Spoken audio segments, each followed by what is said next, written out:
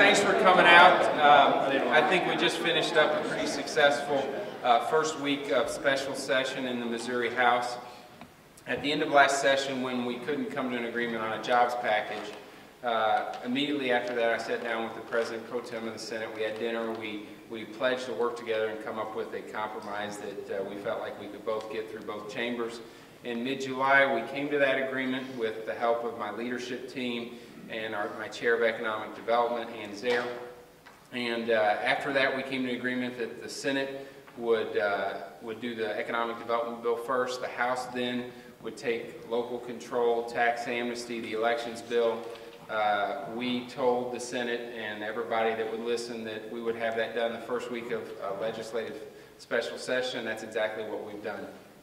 So I think the people of the state can look at how, in a bipartisan fashion, Republicans and Democrats came together in the House and did exactly what we said we were going to do at the beginning of special session. So I'm proud of that. Clearly there's some challenges in the Senate, but we're going to live by our word like we have in the past, and we're proud of that. I also want to announce something that's really exciting for me personally and for our caucus. Is last night at about 7, we as a caucus elected our Speaker designee. Without opposition, unanimously, and with 100% support from every member of our caucus, we elected our Majority Leader, Tim Jones, to be our next Speaker designate.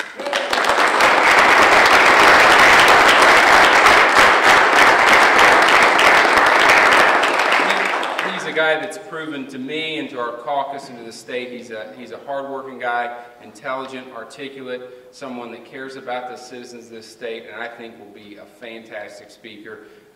The way we do it in our caucus is now it gives him a year to transition into the job, so you don't have as much on-the-job training, because clearly I've been the majority leader and the speaker. There is a difference in those positions, and I look forward for him as my friend and as my colleague to transition into that, and he's going to take even a larger role in our caucus than he already has. I'll let him say a few words, then we'll be happy to answer any questions.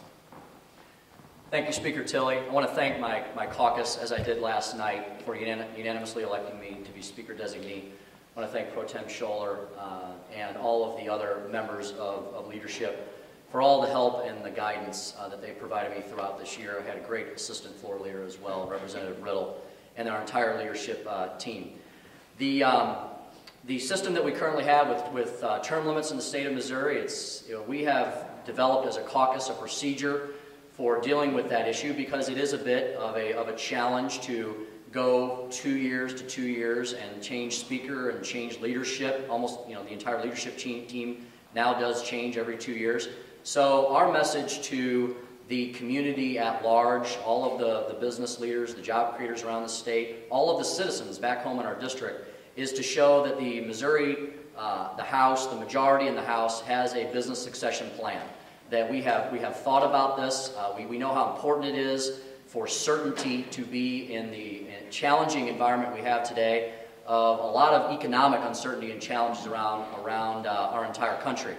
And whereas Missouri definitely has its challenges during these difficult economic times, the positive things that we've continued to show over the last decade that this House has put forward in conjunction with our Senate and with help from the Governor's office has been a balanced budget every single year for the last near decade now, without any tax increases, while eliminating taxation, reducing regulations, and maintaining a AAA bond rating, which I believe less than 10 states in the entire union still enjoy. So I'm happy to accept this. I'm humbled and honored by it very much. My goal is to continue to serve this caucus as I have, to continue to help every single person in this caucus on both sides of the aisle be the best representative that they can be for their constituents back home. I think this special session was a good first step in that. What you saw in the House today was a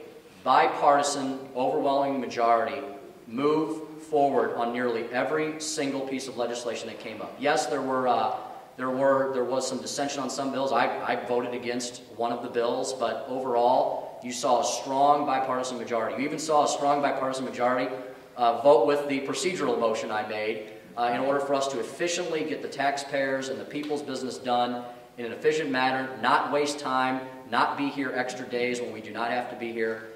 Speaker Tilley set forth the agenda we said we would complete during this first week of session. As always, Speaker Tilley sets forth an ambitious agenda, but as the House has proven throughout this entire year, we came together as a team and we completed that agenda. And I'm very proud of our work here today. I look forward to working with Speaker Tilley throughout next year, and I know that with the help of all my friends and colleagues here, I'll be ready to take the reins as Speaker in 2013. Thank you. Any questions? Yes.